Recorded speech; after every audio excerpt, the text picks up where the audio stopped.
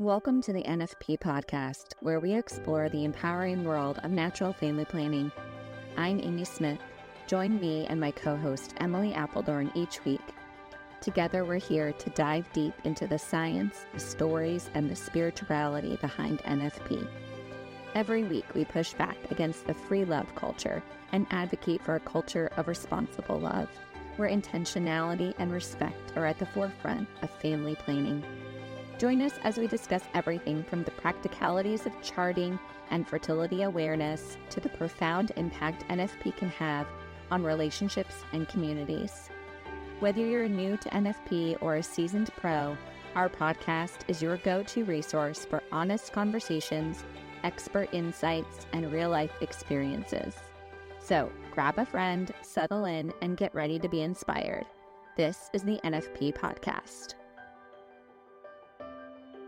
All right, guys, welcome back to the podcast. Hi, everyone.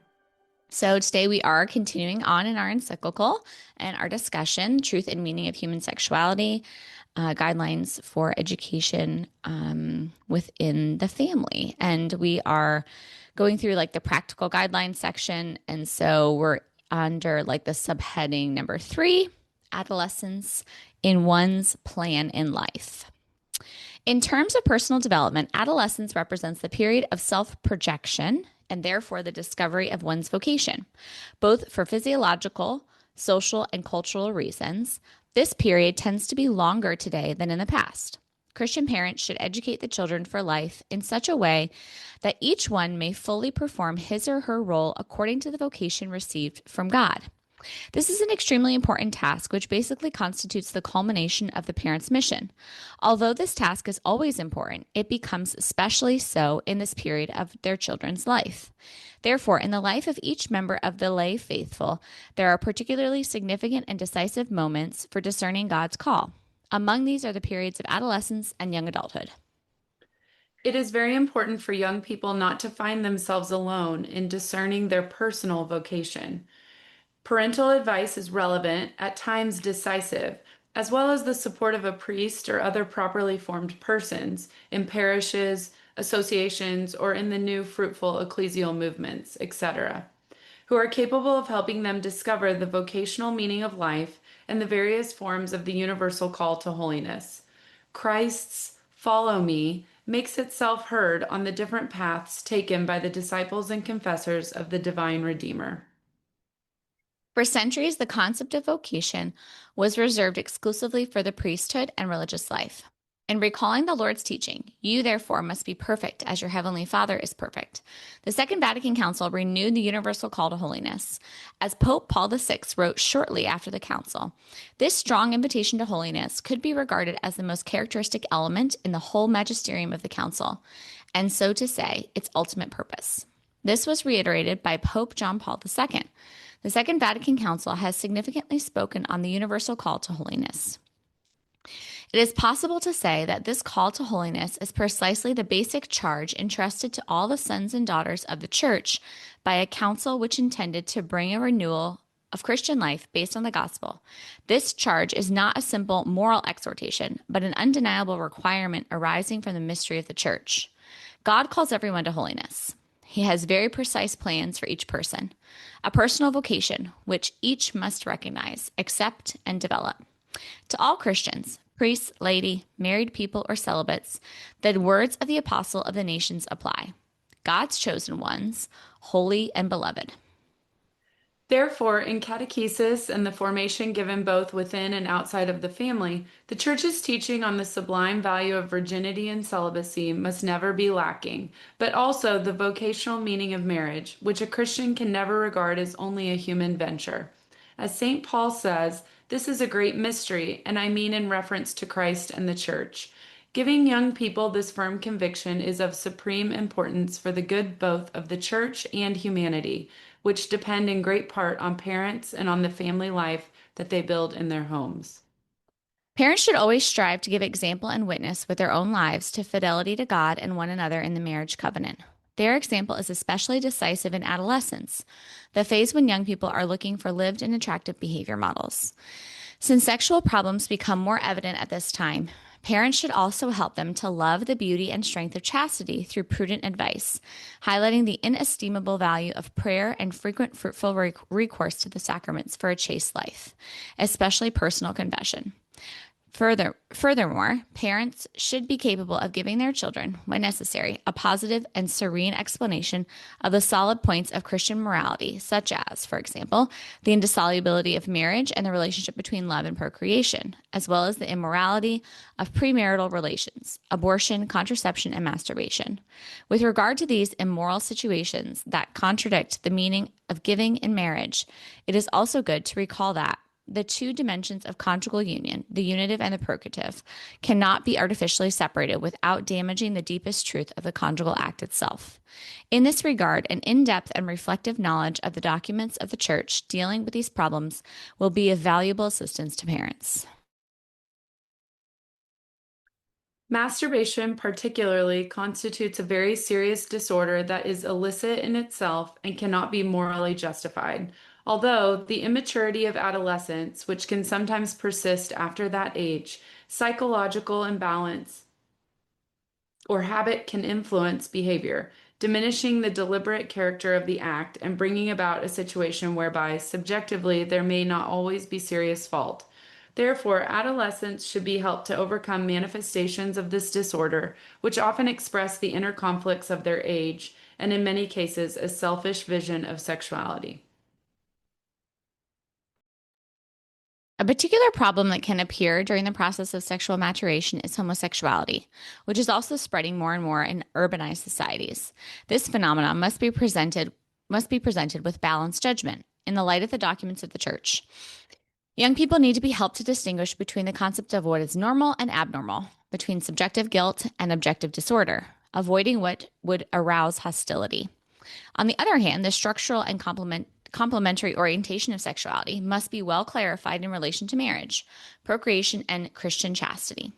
Homosexuality refers to the relations between men or between women who experience an exclusive or predominant sexual attraction towards persons of the same sex. It has taken a great variety of forms through the centuries and in different cultures. Its psychological genesis remains largely unexplained. A distinction must be made between a tendency that can be innate and acts of homosexuality that are intrinsically disordered and contrary to natural law, especially when the practice of homosexual acts has not become a habit. Many cases can benefit from appropriate therapy.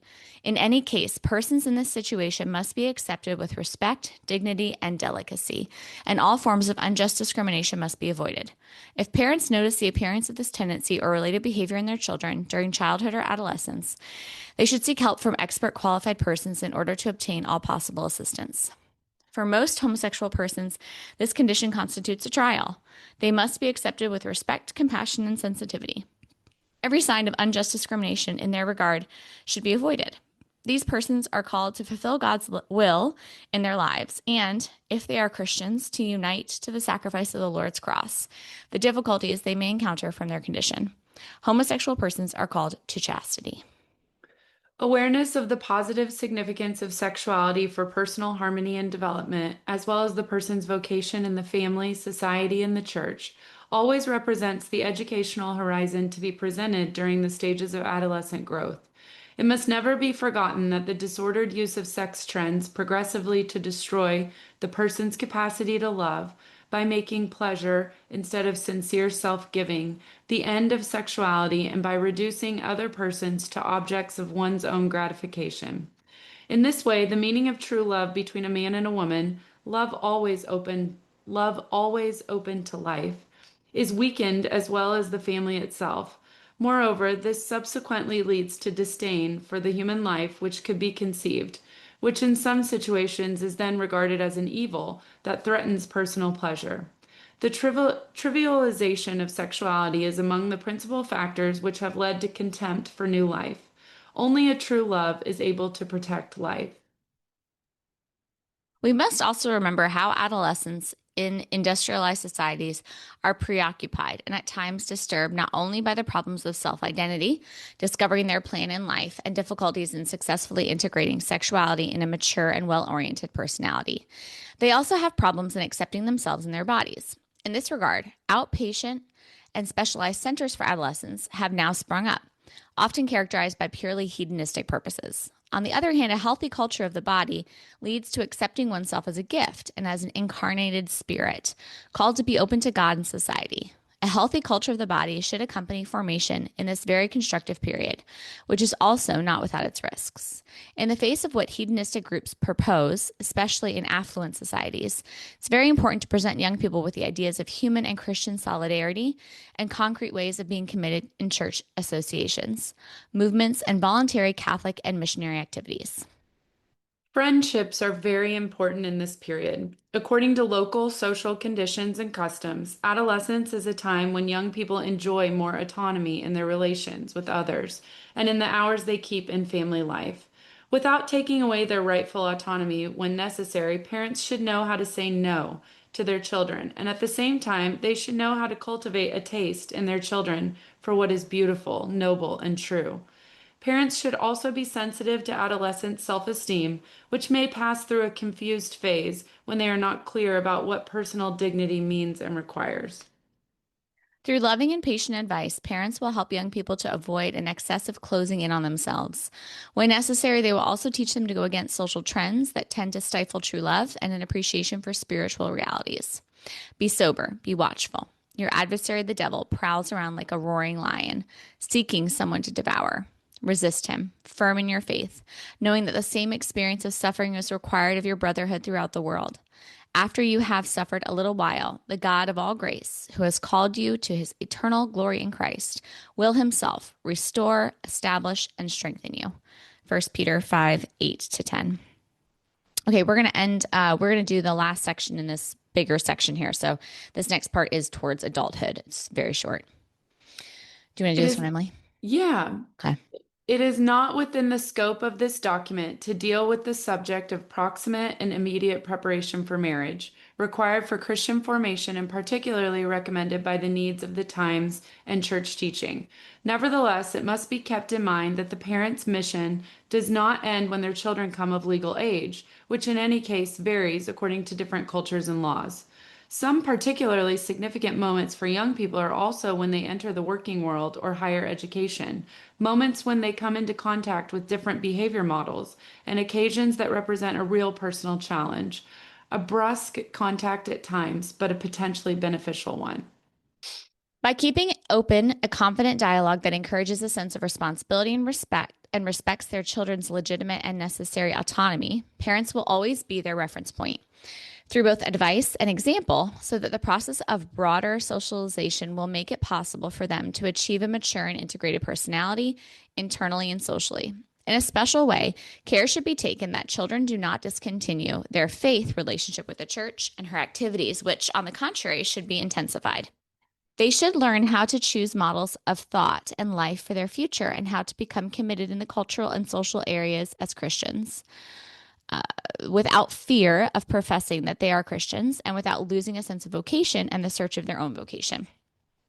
In the period leading to engagement and the choice of their preferred attachment, which can lead to forming a family, the role of parents should not consist merely in prohibitions, much less in imposing the choice of a fiancé.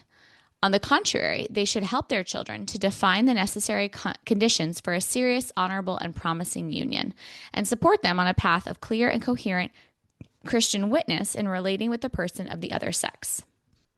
Parents should avoid adopting the widespread mentality whereby girls are given every recommendation regarding virtue and the value of virginity, while the same is not required for boys, as if everything were illicit for them. For a Christian conscience and a vision of marriage and the family, St. Paul's recommendation to the Philippians holds for every type of vocation. Whatever is true, whatever is honorable, whatever is just, whatever is pure, whatever is lovely, whatever is gracious, if there is any excellency, if there is anything worthy of praise, think about these things. Philippians chapter 4, verse 8. I love that verse. It's so funny. beautiful. I know, because I feel like this section is so ripe with like practical application and knowledge. And then for those that are following along, it's just funny because the next section was actually titled Practical Guidelines, which we're not reading right now. We'll start next week. But I just think it's funny. I'm like, there's more practical guidelines. I was thinking the same thing. I feel like we've already been loaded up with them. So this is Yeah. great. Anything stand out, Emily, you want to start with? No, not particular. I was gonna actually Google, maybe I'm not aware of this, but I'm thinking about when this was written and then how so much does apply to now, but how we are so far from this now, even more. And I just wonder, has there been any encyclicals written like about transgender and like all that? Yeah, it'd be interesting to look that up and see. I know Yeah. I was looking up one about Christian marriage and the formation because it says in there the part that we read about um, towards adulthood that it's not going to be addressed here as like the formation for marriage. And I was like, well, what encyclical does talk about formation of marriage? And there's a couple that we've already read, but there's a couple we haven't that I'm like, oh, we should definitely read these for the podcast too. So Awesome. yeah, so we have to Google that too and see. So I don't Okay. know. Yeah, I don't know I for don't sure. either. I just think like it's very interesting about the direction for parents if they're noticing homosexual tendencies, for example. It's very clear, like try to seek help as soon as possible, kind of thing. Well, I'm curious, Um, have you guys talked about that? Like about, should your children present with something, like how you guys would approach that? Or have you even have you thought about that personally? that's a great question. I know we have not had any conversations recently about that. Um, I know we've talked about it. Yeah, but not in depth. We have not talked about that in depth. I feel like Josh and I both feel the same, which would be, I mean, I feel like we very much know what the church teaches in these regards. And so I think we would be on the same page. I would hate to speak for him, but I know that I mean, innately, I mean, my initial reaction would be, you love the sinner, not the sin, and you try to cultivate and explain, chastity. Hopefully you've already like been talking about that, but yeah, no, not we have not talked about that in depth at all. It's an interesting point. What about you and Joey? Yeah, so it's not something, I guess I'll start by just saying like I have met Catholic, and I don't know if it's as prevalent now, but I feel like it's like a spectrum of response. And I feel like there's a spectrum of response on one end where there's like this like horrified, mortified, terrified parent of like, my child, quote unquote, is gay. Oh my gosh, what did I do wrong? What's happened? How can I get them help? Like they need to, I don't know, almost like a very intense response, which I guess that would depend on like when you discovered this. Like, did they tell you later in life? Or the way I'm reading this is it sounds like this is written for a parent who's like actively involved in the formation of their child.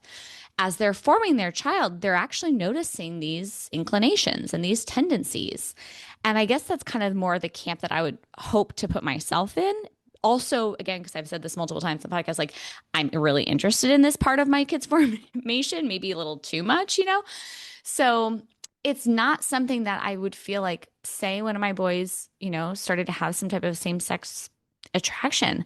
I would hope our relationship is such that they would kind of know the standard norm and then they recognize in themselves, mommy, I'm starting to feel this way about someone. Like I have this feeling. And they would come to me and it wouldn't be, and hopefully they would share it like this is like, what is this feeling? Because I get that from them all the time. Like, mom, what is this feeling? Like, explain this experience to me. And I don't know, I feel very, perhaps maybe I'm overly confident, but I just feel very confident that I'd be like, well, we've talked about everybody has a cross, and I wouldn't like come out and say this right away, right? But then my approach to this is like, I will never have a child who is gay. I will not. I will only have sons, maybe one day daughters. Right now, I will only have sons who are sons of our Lord Jesus Christ. Their identity is not in their sexual attraction. So that's first and foremost. My children will never, quote unquote, be gay. They will never be their sexual identity. Their sexual identity is a part of them. It's not who they are. It's very, in the special education world, we talk about person first language, where we don't say, this is a Down syndrome boy. We would never say that. We would say, this is a boy with Down syndrome. This is an autistic child. No, this is a child with autism. So it's always putting the person first. So I think about that in this context too, like seeing my children as who they are. They are sons of the Most High God, first and foremost. They have gifts, they have talents, and just almost in a way, like Emily, not to make that big a deal of it. I think especially during the adolescent time, because we know this through like just developmental research, right? Is that like in most cases, like this will get worked out. Like this is like a confusing season. There's a sentence in your I Right. don't know if I I read it. highlight. Did you have something I didn't highlight it. about this? It's not unusual. It's not Right. unusual Right. to work through these feelings like this. Right. Yeah. And I think that that's very, very important for everyone to know. This is not unusual. And just because someone is experiencing these feelings does not mean this is going to be forever. That Right. it's not Right. unusual. Right. So I guess I just feel like at this age, it's like, how am I helping you form and like understand those feelings and walk with you through that? And then as you get older, we get to a point where maybe, those feelings haven't gone away. And it's like, well, because adolescence, we're talking like you're getting into like the early teen years and the teen years. Well, like maybe let's go talk to someone about this, and then we find someone safe that we can go talk to and work through. I think like making sure my kids know that they're loved. I feel like it's just like the foundation of that. And then really in a way, like this is no more than helping them navigate other desires. It's like, I'm feeling this way. Okay, well, let's talk about that and kind of work through that and move through that. Because Like there's no shame. no, there's no shame. But there is a norm, Emily. And I Yes. liked that this was early on. I should have written it down. There's a sentence in that there is something that That's is what I was looking for too. normal. And I feel like people take a great offense at that. Like, but that's just not for the sexual desire. That's for all desires. There's the virtue and the vice, and there's a spectrum. And so we're relating to like the virtue. How far off from the ideal am I? Or how far off from this am I? I need to work towards that. Or like, how can I be growing in that? Where is my area of weakness? Or what is my struggle? What is my cross? But sorry, to answer, I feel like I went off a little bit. I feel like my biggest thing is like, I know my kids will have a cross. They will have one area in particular that will be a big struggle for them, just like I have one, just like Joey has one, and we have other little ones, but everyone has like their bigger one. And if it's this, okay, everyone has one. This is not going to become the center of your life. We are not going to become obsessive about it. We're going to take up our cross and we're going to follow Christ. And you're still going to live out your vocation. You're still going to be called to holiness, all the things. You know what I mean? Absolutely. I'm sure you do this too, but like we talk about this a lot. Like the cross is definitely a conversation that comes up a lot. Especially Isabella, she's almost 6. And just the concept is still, I think, kind of, she understands the terminology perhaps, but the concept is just really still being formed. And she's so curious about, what will her cross be? And her legs were hurting last night. And she's like, Mom, maybe this is my cross. Oh, it's the sweetest thing. So sweet, so innocent, beautiful. But yeah, like it's normalizing the cross. Like everyone has one. And I just always say, you know what?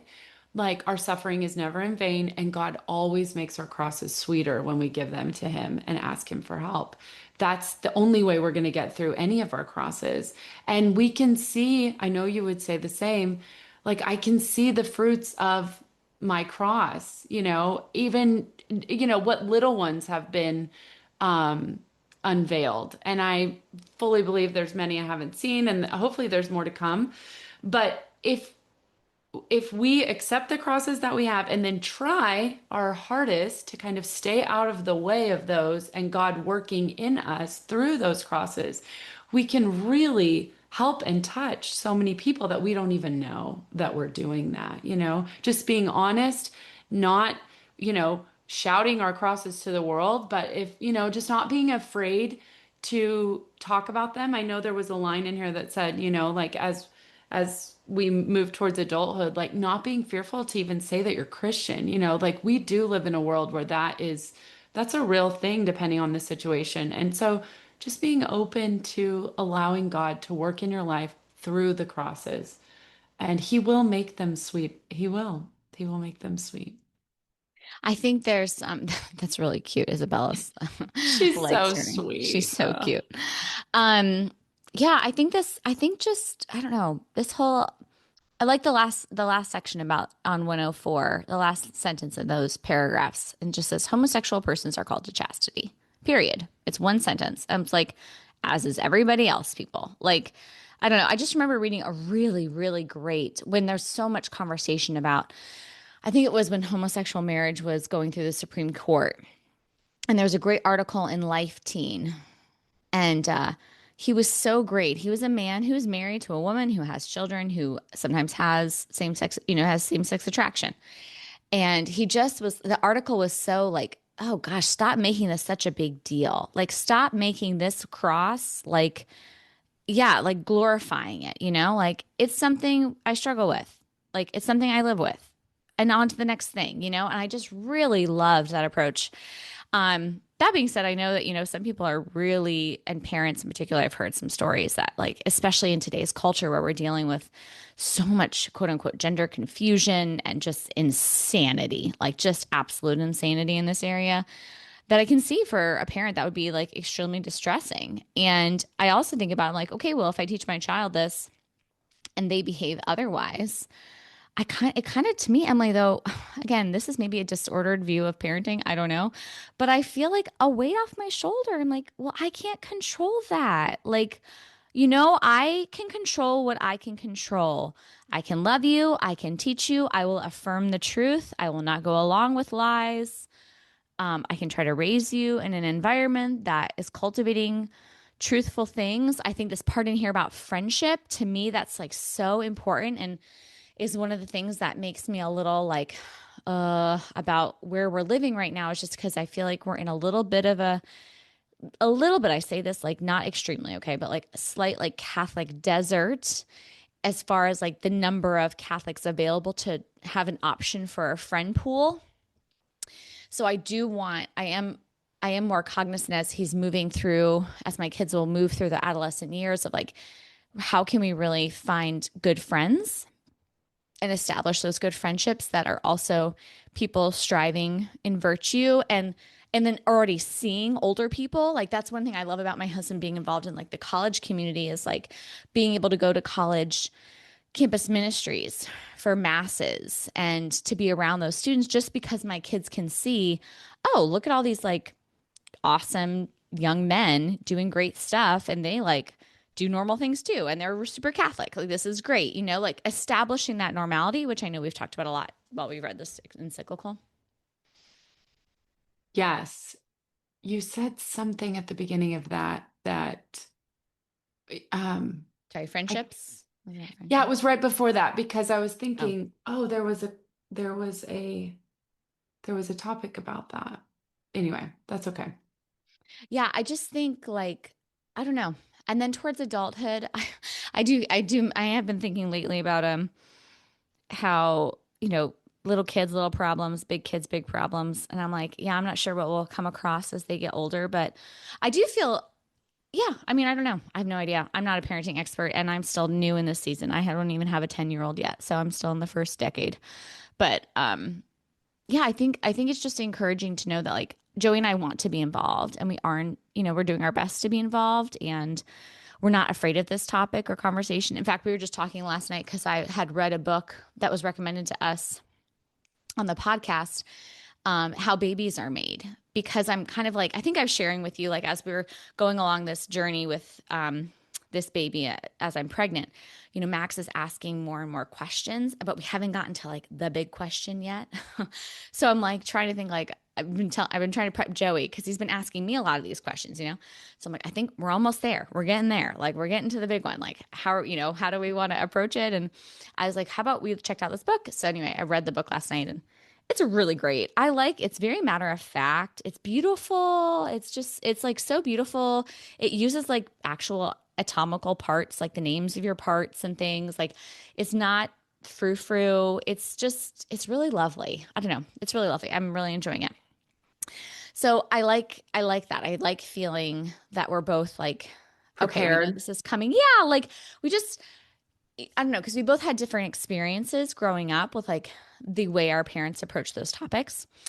So, anywho, I say that to say like it's exciting and it's also like trying to find that group of people with other, kids who are being formed in kind of a similar way so that they're properly informed because yeah, just little kid conversations sometimes can be a little skewed. And I feel like the only way I can control that is like to just try to have a relationship with my kids where they can come back to me as the sounding board. And I know it was mentioned in this section on adolescence of like, you always are going to come back to you. Like they're going to come back to the parents to get the information and to kind of run ideas by them. And sorry, one other thing about friendship I was just thinking about too is like this happened this past week. I had taken the kids out for like kind of a day. We just like went hiking and we were outside like all day and it was so wonderful. It was so beautiful in the fall. And we ended up at this area to play and there were kids there that they knew. He had already had a friend with him. Like Max had a friend and then I had the twins. So I brought all four of them to this like, local spot to play. And there were kids there that we knew. Anyway, this one person like kind of had back and forth with like, is this a good playmate? Is this not a good playmate? So Max wasn't really engaging with this other person. And he came over to me like, hey, did you see, so-and-so's here? And do you want to play with him? And he just said, Mac, Mom, like, I don't really like playing with him. Like, he doesn't really want to play with me unless like I do what he wants to do. And like, I don't really like that. And I was like, yeah, you're right. That's not and like Joey and I have talked about it because we're like, I don't think he's not a very good friend. Like, it's not really fun to get together. But again, our pool is kind of small here, Emily. So I'm like, okay, well, there's one off that we can't. But I would just really recognize, I just affirmed him in that of like, you know what? Yeah, that's not a good trait to have in a friend. Like, and we, it's a good reminder for us too. Like, and to my son's credit, I think he does a pretty good job of that. Like, he's pretty like, hey, you want to play this? Kind of like a give and take, we kind of go back and forth. But anyway, I feel like just those are little moments along the way. And all the moms that have gone before me keep telling me all those little moments will add up. And that's the process of formation. So nothing big or, life changing in the moment, but it's just like a small affirmation of like seeking out good friends and what's a characteristic of that. It's so true. Like, you don't want some of this stuff to be that monumental. Like, as far as in their mind, like, whoa, you want it to be so normal and talked about on a regular basis, like, so that it's just part of them. Like, they just know, like, this is what we believe. Like, this isn't just new information as I turn into a teenager. Right. Well, and that's what Joey and I were sharing last night is like when I was growing up, there was like almost like an open door bathroom policy. Like my mom, like we just, I don't know. It just felt so natural to ask my mom questions and she would just answer the questions. Like, so I can't even remember the exact context of like learning how, babies came to be, learning about sex.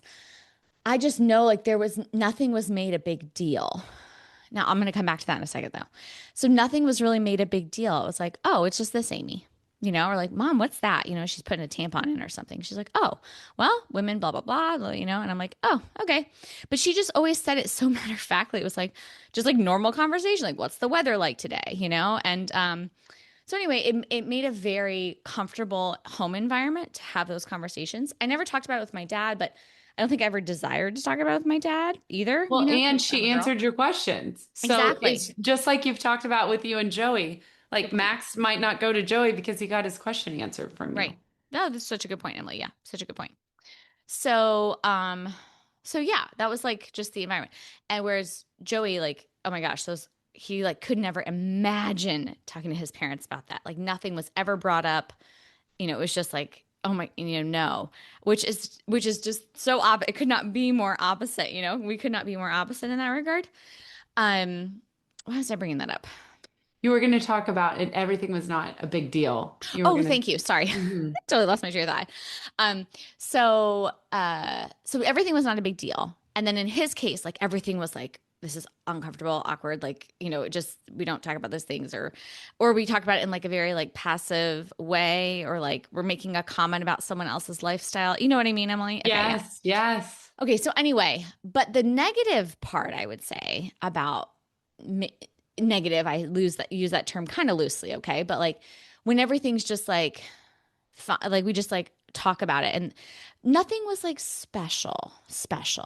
Does that make sense, Emily? Like I Yes. think that is one thing if we stay too, which I don't know if that's like my mom's fault. Maybe she did have like those special, I think she would like about your body. She would say, "Oh, always use language of like this is a good thing, your body is beautiful and this is good." But I don't know if it was ever taken because she didn't know anything about theology of the body either. Like kind of taken to that next like kind of eschatological level for young people of like this is so good because you're made in the image and likeness of God. Like your body is reflecting who God is. Like, those types of things. It was just more Yes. like this is a natural working of the body and it's a good thing. And that's a great place. That's a great place too. But when there's no like connection to the divine, I think then we also miss that opportunity to incorporate the moral elements as well of like how we should then treat our body. And then this part goes into, things like masturbation, like why that's not something that we want to encourage and how we can, dissuade our adolescents from engaging those behaviors and the formation of friendships and the crowd you keep is really important and your influences in the culture and people around you, like how all of that is forming you as this identity is starting to come into your purview, I guess, a little bit more during like puberty and adolescence. So anyway, that's all I had. I can imagine how that would be the case. That's such a good starting point as far as like, this is what your body's doing. This is why it's doing it because it's a good thing. And like, yeah, But no then, shaming or anything. yeah, exactly. But I could imagine how when connecting it to the divine, just like the example of girls charting their cycles early, research has shown that increases chastity. When we understand our bodies and why they were created, we're not as inclined to use or allow our bodies to be used by other people because we want to preserve and protect. And so, yeah, it makes sense. It all goes together. Was your mom or your dad like kind of a sounding board for you in adolescence? No. Okay. No, not at all. Was it awkward or was it just not something you thought to go to them about? No, it just wasn't, nothing was ever explained. I would, I mean, just for example, like when I started my period, it was like I asked for the things that I thought I needed based on the commercials I was seeing. Oh, Like wow, I'll Emily. never forget my mom buying me tampons without an applicator because I told her I wanted this thing on this commercial. It was literally, I remember it just like so cl plain as day. I didn't know what anything was. I just was going by commercials or magazine ads, probably. I don't know if things like that were on commercial. And so she did. And then of course I could not use that. I had no idea what to do with that. Right. But I didn't go to her and ask her because there was just it was just a complete disconnect, complete disconnect. Mm, Um and there was never like I didn't feel this. There might have been, but I never felt a desire to teach or instruct. And personally, I think that this goes back to it's a lack of catechesis. mm, And this, I realize that starting your period is not like a specific, catechetical dive, so to speak. But like if you don't have the understanding of the body and why we were created, just all the things, then there's so many other things that don't flow from that just naturally. And so I think I've told this before, like, or at least I think I've talked to you about it. Like when I was in high school having terrible period cramps, begging my parents to get on the birth control pill. And their whole take on it was like as if I was going to start having sex. and I was begging for help with my cramps. And so it was just like, no, we're not doing that, but there was like, no, that was my interpretation of it. They didn't really just even come out and say that. It was just like, no, that's not an option, which today I'm so grateful for. But there was never an explanation. And I purely think, once again, that example is another example of it's just a lack of knowledge. There was just no knowledge about why we believe what we believe. It was just, you don't have sex before you get married. Um, that's really it. I mean, that was just kind of it. It was just never an explanation. Mm. Never. So no, there was no conversation. And I'm the oldest of four. I had girl cousins. I had younger sisters. We just and I had friends. Praise God for my friends, even though obviously friendships in adolescence can really take you down some, you know, disordered conversations, and just because once again, it's a lack of formation. You're trying to form your own conscience and understanding of things and what's going on in your life. And so I did have good Catholic girlfriends that I'm still friends with today, thank God. Um, but at the same time, like that's where I was getting my information, and movies. Like that was really it. There was no parental um information given. It was just kind of, yeah, not talked about. Emily, that's so interesting. I didn't know that. You know what Hmm. so this goes back to the point I was trying to make earlier, and I don't think I was very clear about it. So, I had this like positive dialogue with my mom growing up and stuff. But then when I would see immoral relationships on shows or in culture, right, at school or in whatever, I had this norm in my mind. Oh, this is all good. That's what I was trying to get at, Emily. Oh, this is all good. Like mom said, this is all good, which my mom didn't say extramarital sex was good. Okay. But I think I never asked that exact question, or that was never, my mom answered questions that were asked, and then we had this environment in our home of just like the body's a good thing. My mom was a lactation consultant growing up. She had like home birth. Like it was just very much like, this is how the body works. It's a good thing. This is beautiful, all this stuff. Okay. So I just assumed, oh, this is all good then. There was no clear differentiation between this is not good and this is good, where you got a little bit of differentiation in that you got like the no, but not the good. That's what I was trying to get at. I'm so glad you shared that, Absolutely. because Yeah, I feel like that was the that's so missing part. interesting. Yeah, how opposite, and how, yeah, that's very clear as you say it like that. Like, yeah, this is what we don't do, not why we don't do it, but this is just what we don't do.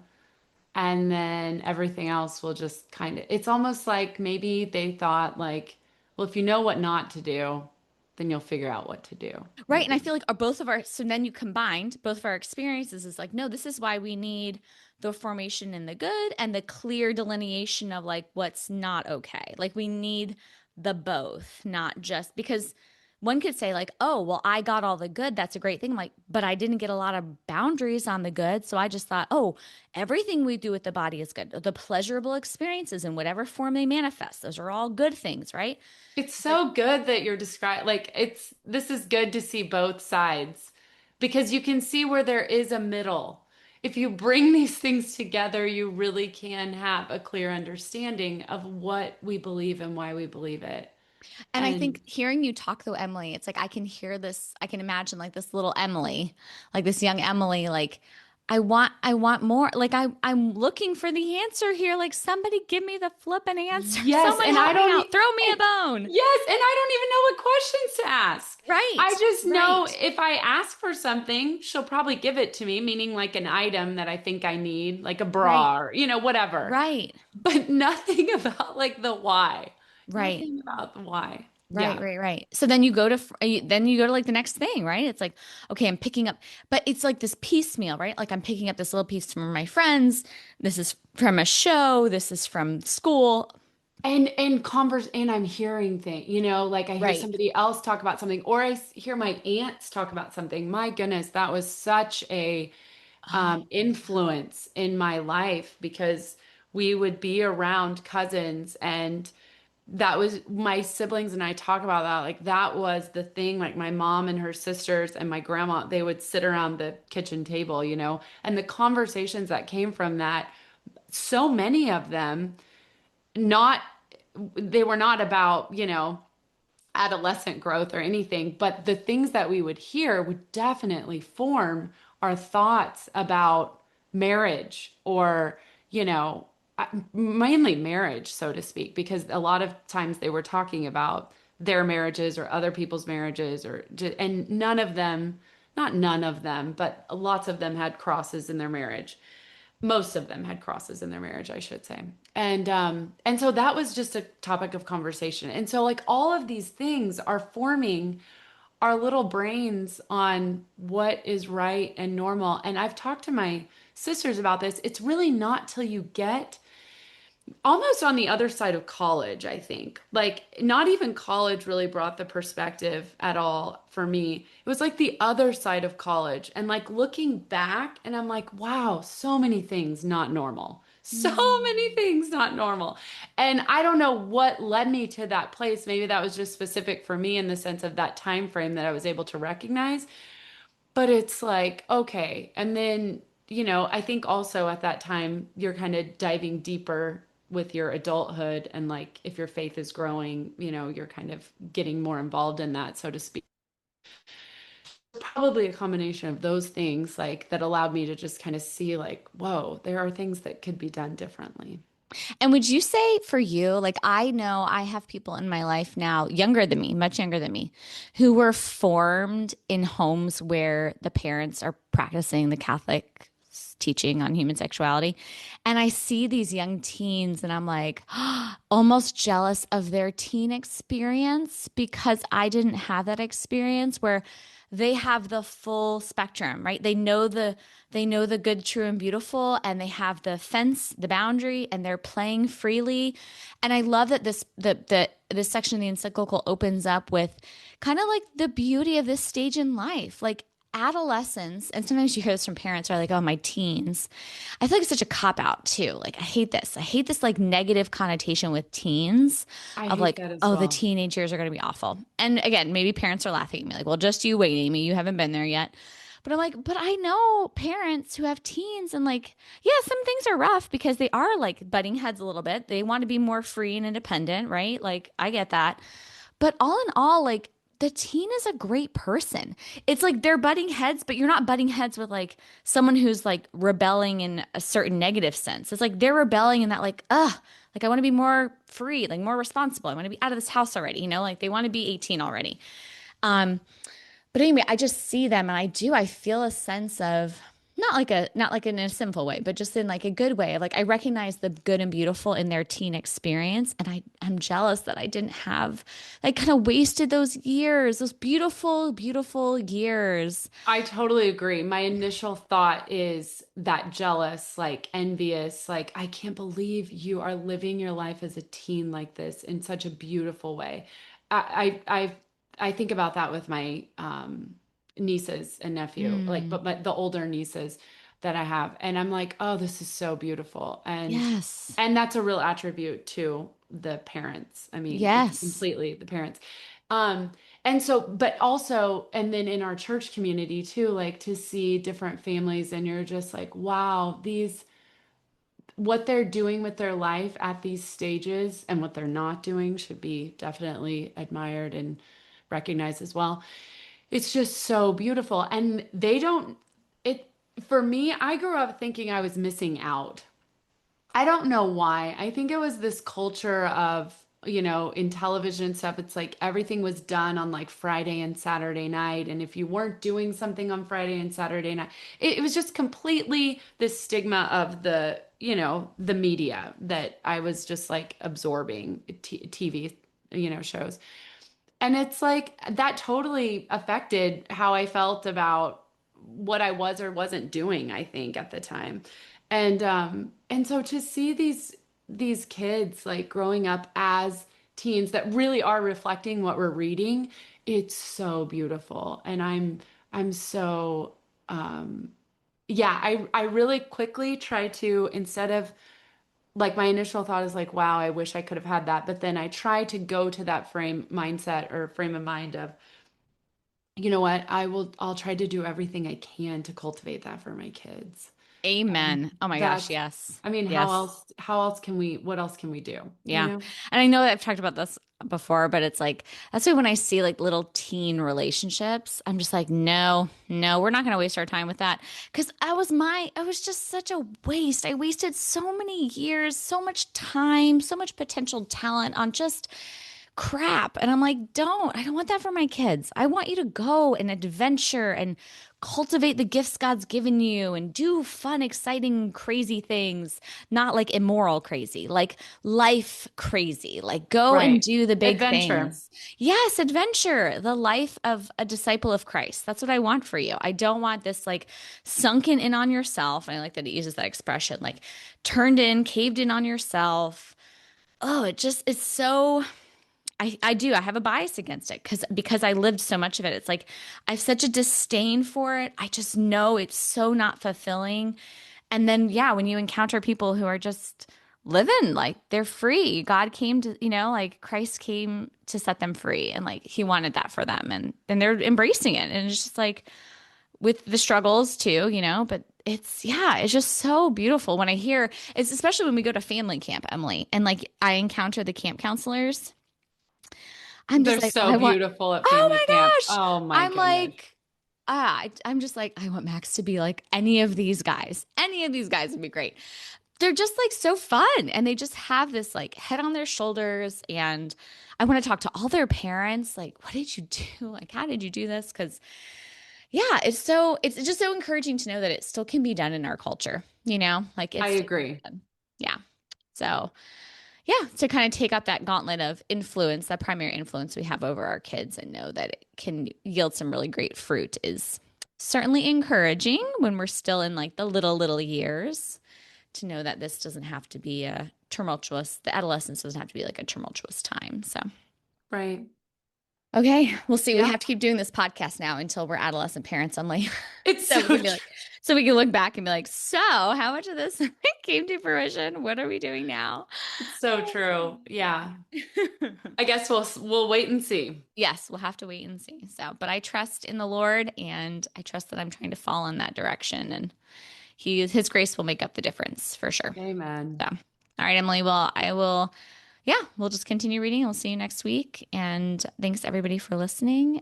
And that's it. Have a good day. You too. That wraps up another episode of the NFP Podcast. Thank you so much for joining us today. We hope you found our discussion enlightening and empowering.